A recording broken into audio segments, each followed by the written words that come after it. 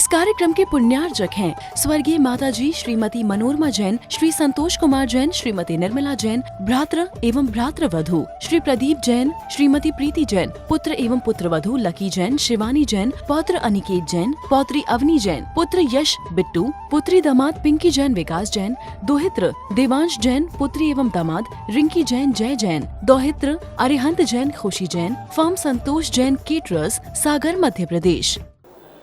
समाधि प्राप्त करने के पहले, संलेखना का संकल्प करने के पहले उस साधक को अपने परिणामों को संभालना चाहिए।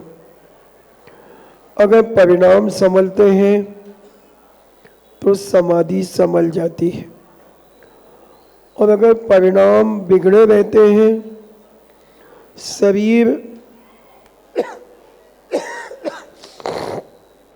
क्रश होता रहता है, सूखता जाता है, मगर परिणामों में अगर कसाई बनी रहती है, राग देश बने रहते हैं, तो समाधि होना मुश्किल होता है, समाधि बिगड़ जाएगी। और इस प्रकार की समाधि लेने वालों का मरण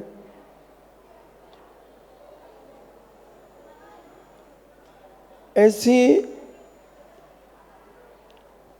भवनत्वक आदि में जन्म हो जाता है, जो व्यंतर आदि होते हैं,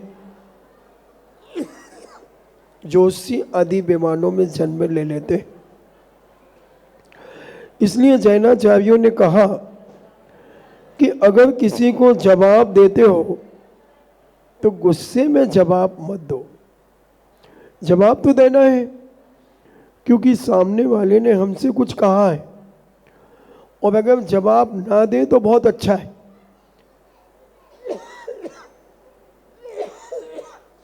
फिर भी अगर आपका मन जवाब देने में तैयार है तो आप जवाब दीजिए, मगर बहुत सरल परिणामों के साथ दीजिए, उत्तेजना के साथ नहीं। सपना जी ने कई लोगों को जवाब दिए। आपके समाज की एक सपना जी हैं, उन्होंने ऐसे भीषण माहौल में चारों तरफ से वातावरण लोग गंदा कर रहे थे, यदवा तदवा बोल रहे थे, मगर एक नारी होते हुए भी उनके शब्दों में विनयशीलता थी, अहंकार नहीं था।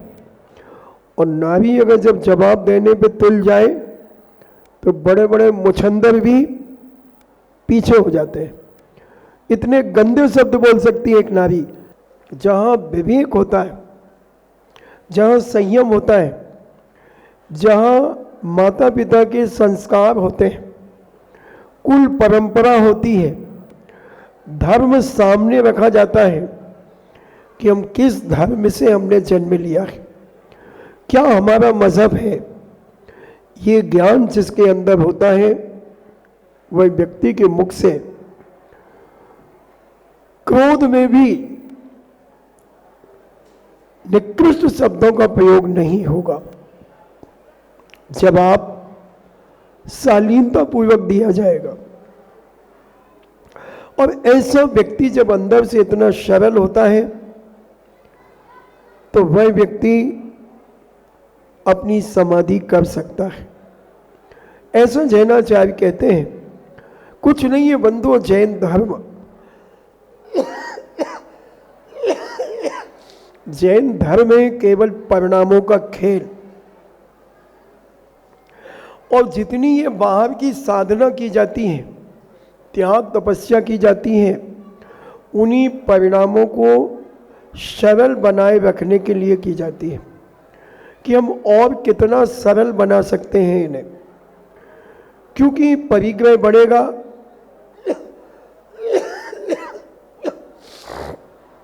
लोभ तृष्णा बढ़ेगी, अहंकार बढ़ेगा, धन दौलत वैभव बढ़ेगा तो अहंकार बढ़ेगा, तृष्णाएं बढ़ेंगी, एक दूसरे को नीचा दिखाने का भाव होगा। अगर इसीलिए कहा जाता है त्याग की ओर बढ़िए। अपने परिणामों को क्योंकि हमें निर्मल बनाना है, तो हम ऐसा ही कुछ अपने जीवन में करें। समाधि लेने वाली बात बहुत कम लोग सोच पाते हैं। अब देखो, वो यहां से उठ के गई, वहां लोगों को डिस्टर्ब कर रही।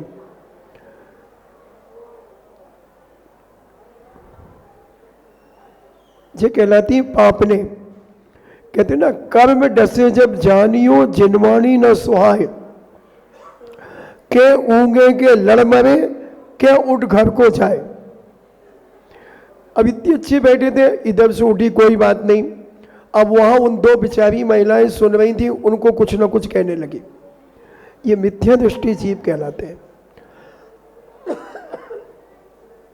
इनको धर्म नहीं सुहाता। जिसको धर्म सुहाता है वो सोचता है कि बड़ी मुश्किल से साधु संतों के मुख से दो शब्द मिलते हैं, और जितना कोई जीवन भर के लिए तो साधु संत आते नहीं हैं। जितने समय के लिए मिल रहा है उतना समय तो ले ही लेना चाहिए। मगर कुछ होती, हर समाज में होती हैं, ये हिस्ट्री सीटर कहलाते हैं। जैसे पुलिस के थानों में हर एरिया में हिस्ट्री सीटर होते हैं, और वो हिस्ट्री सीटर ऐसे ही समाज में भी कुछ हिस्ट्री सीटर होती हैं, होते हैं और होती हैं। तो उनके काम ही कुछ ऐसे होते हैं कि लोग उन्हें कुछ ना कुछ बोले बिना उन्हें शांति नहीं मिलती। तो गुस्से में जवाब नहीं दिया करें। अगर आपको क्रोध आता है तो उस समय आप चाहे अपना परिवार हो, ऑफिस हो, मंदिर हो, मोहल्ला पड़ोस हो, पति पत्नी का विवाद हो, पिता पुत्र में विवाद हो, माँ बेटे में विवाद हो, बेटी में विवाद हो, तो जिसको भी क्रोध आ रहा हो उसे उस समय जवाब नहीं देना चाहिए। और अगर जवाब देना ही पड़े तो बहुत मीठे शब्दों में मुस्कुराते हुए। तो इसको देने का तरीका हम सीखें कि किसको किस प्रकार से हमें जवाब देकर उसकी बात को समझाना है। और ये ज्ञान, ये बचपन के संस्कार, माता पिता के संस्कार दिए जाते हैं, और आज ये मिलना बहुत मुश्किल है। पहले के माता पिता अपने बच्चों से अगर कुछ कहते थे तो बच्चा पलट करके जवाब नहीं देता था, सुन करके नीचा सिर करके चला जाता था या खड़ा रहता था। मगर अभी ये 10-20 साल से इतना गंदा माहौल हो रहा है घर घर का, इतना गंदा कि मुंह फट होकर के जवाब दिया जाता है। ना बड़े का लिहाज किया जाता है, ना कौन से पद पर व्यक्ति हैं, माँ है, पिता है, चाचा है, चाची है, भाई है, दादी है, इनका कोई विवेक नहीं रखा जाता और जवाब दे दिया जाता है। ऐसे व्यक्ति उत्तेजित कहलाते हैं, भड़काऊ कहलाते हैं, और ऐसे व्यक्ति समाज का विनाश करते हैं। परिवार को तो बदनाम करेंगे ही करेंगे, परिवार का विनाश करेंगे, परिवार की इज्जत मिट्टी में मिलाने की पूरी कोशिश करेंगे, मगर ये अपना अंत भी मिट्टी में मिला देंगे। इनके कभी भाव धार्मिक दृष्टि के धर्म करने के नहीं होंगे। करेंगे मजबूरी में करेंगे, माता पिता के दबाव से करेंगे। एक धर्म जो अपने अंदर की इच्छा से किया जाता है, त्याग अपने अंदर की इच्छा से किया जाता है, वो भाव नहीं आएगा। तो ऐसे व्यक्ति समाधि लेने में अनेक प्रकार की बाधाएं उत्पन्न करेंगे, और उत्तेजित उस समय भी उत्तेजना आ जाएगी। अगर पिछी लेकर के भी समाधि करें तो पिछी को फेंक देंगे, कमंडल को फेंक देंगे। ऐसी भी बहुत सारी घटनाएं सुनने, देखने और पढ़ने में मिलती हैं कि संलेखना लेकर के इतनी क्रोधित हो जाते हैं। कोई रिश्तेदार आ गया, पूर्व में उनसे कोई झगड़ा टंटा हो गया था, वो तो बेचारा बड़े बेमल भाव से दर्शन करने आया था कि हमारे परिवार के व्यक्ति ने समाधि ली है, चलो हम उनके दर्शन करके आते हैं। और उधर से आवाज आ जाती है जो समाधि ले रहा है, उसको मेरी शकल मत दिखाना, मैं इसकी शकल देखना नहीं चाहती। अब बोलो, उनकी संलेखना चल रही है कि कसाय चल रही है? ऐसे बहुत केस है। कहां के 25-25 साल की बातें उखाड़ दी जाती हैं। संलेखना लेने वाला बक रहा है। हमारे पास कैसेट सुनाई गई थी, नाम नहीं ले रहा हूं।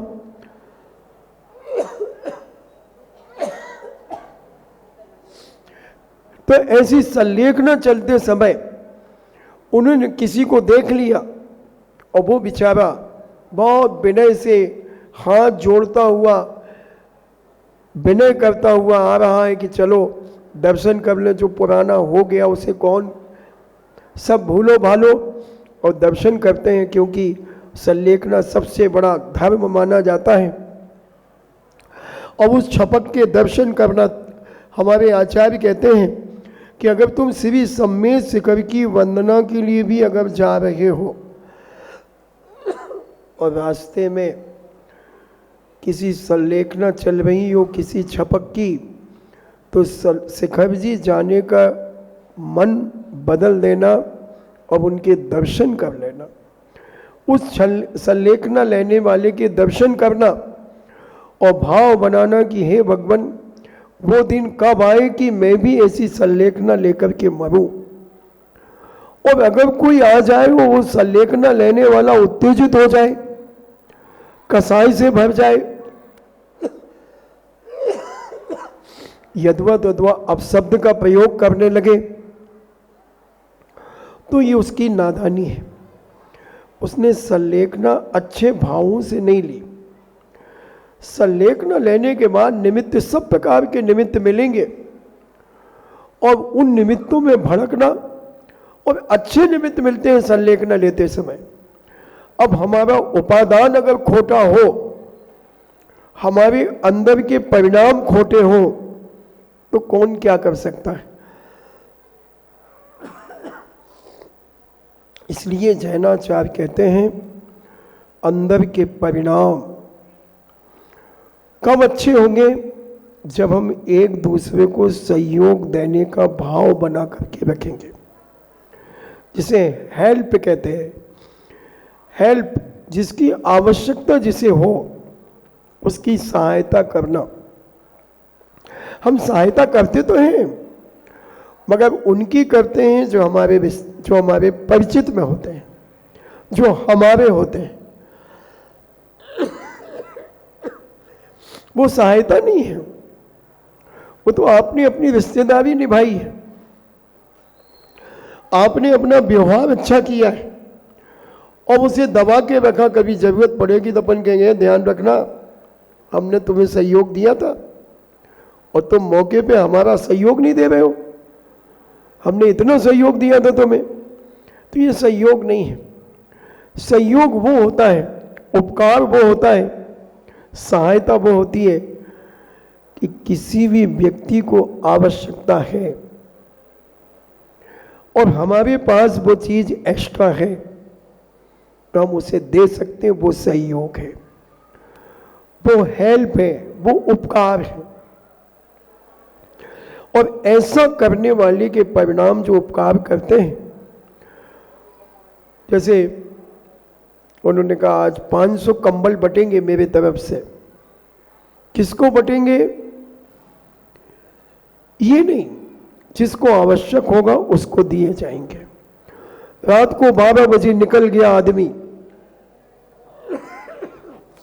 अपनी गाड़ी भर के, चौराहे गलियों में देख रहा है कि कोई दीनहीन व्यक्ति वक्त का मारा ठंड से अकड़ तो नहीं रहा है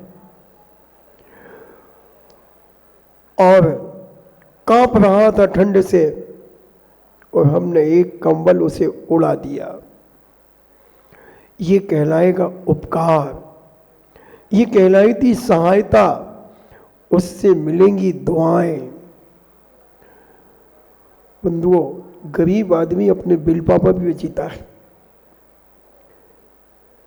एक आदमी राजा के यहां पर चौकीदारी करता था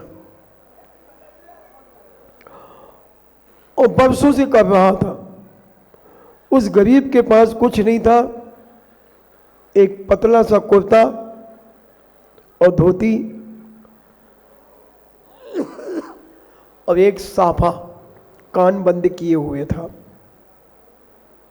और वह बिल्कुल चौकीदार बनकर के खड़ा रहता था।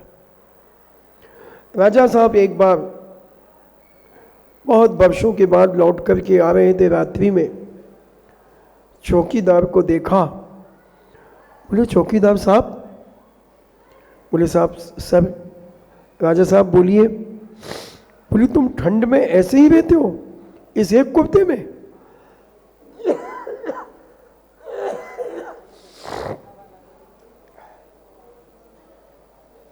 बोले, हाँ राजन, कई वर्ष हो गए, क्योंकि इतना नहीं मिलता कि मैं कंबल ले सकूं, रजाई ले सकूं, घर खर्च भी चलाना है, 4 बच्चे हैं, पत्नी है, 2 बहन हैं, वो भी हमारे साथ रहती है। राजा ने कहा, अच्छा मंत्री जी, इनको 2 कंबल भेजो। जी महाराज। अब देखना आदमी का विल पावर कैसे टूटता है। अभी बरसों से ऐसी ही ठंड में वह समय व्यतीत कर रहा था। अब उसके दिमाग में आया, राज दरबार से 2 कंबल आ जाएंगे, 2 कंबल आ जाएंगे। और राजा साहब ने मंत्री को कह दिया। मंत्री ने कहा, ठीक है। और वह इंतजार करता रहा कि अभी कंबल आएंगे, कंबल आएंगे। अब उसे ठंड लगने लगी। अब इसके पहले उसे ठंड लगती थी, मगर इतना बोल्ड होकर के रहता था। और रात्रि के 3 बजे वह मरण को प्राप्त हो गया। इस कार्यक्रम के पुण्यार्जक थे स्वर्गीय माताजी श्रीमती मनोरमा जैन, श्री संतोष कुमार जैन, श्रीमती निर्मला जैन, भ्रातृ एवं भ्रातृवधू श्री प्रदीप जैन, श्रीमती प्रीति जैन, पुत्र एवं पुत्रवधू लकी जैन, शिवानी जैन, पौत्र अनिकेत जैन, पौत्री अवनी जैन, पुत्र यश बिट्टू, पुत्री दामाद पिंकी जैन विकास जैन, दोहित्र देवांश जैन, पुत्री एवं दामाद रिंकी जैन जय जैन, दोहित्र अरिहंत जैन खुशी जैन, फर्म संतोष जैन केटरर्स, सागर मध्य प्रदेश।